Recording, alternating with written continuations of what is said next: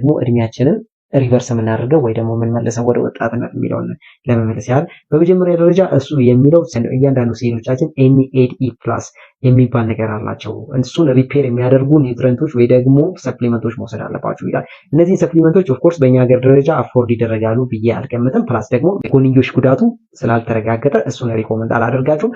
ከዛ ውጭ ግን ማወቅ ከፈለጋችሁ እነዚህ ሰፕሊመንቶች ከጀርባ እንደምትመለከቷቸው ሬዝቨራትሮል የሚባለው ነው። በአክቹዋሊ ከምግብ እንደ ግሬፕስ ወይ ደግሞ ቀይ ወይም ፍሬዎች ምናምን ላይ እናገኘዋለን።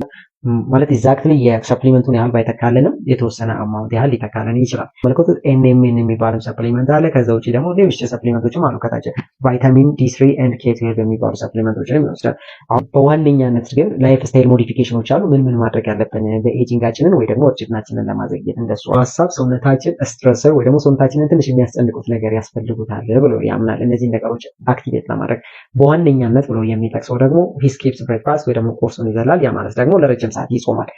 የመጨረሻውን ቁርሱን ከበላበት ሌላ ምግብ እስኪመገብበት አትሊስት የ16 ሰዓት ጋፕ ይኖራል ማለት ነው በጾም። ስለዚህ ፋስቲንግ ወይ ደግሞ ጾም ዋነኛው ነገር ነው። ደግሞ ኤኒ ስኳር ነገሮችን እንደዚሁም ደግሞ ብዙ ጊዜ ፕላንት ወይ ደግሞ እጽዋቶችን በመመገብ ያጠፋል። ከዚህ ውጪ ከስትረሰር አንጻር ከሆነ እንደምትመለከቱት ላይ ኮልድ ሻወር ወይ ደግሞ ቀዝቃዛ ሻወር አይስ ባዝ ሊሆን ይችላል። እንዲሁም ደግሞ ከፍተኛ የሆነ ሙቀት ላለው ነገርም ብታካል ሌሎችም ደግሞ ጥናቶችን ይዤላችሁ እመጣለሁ።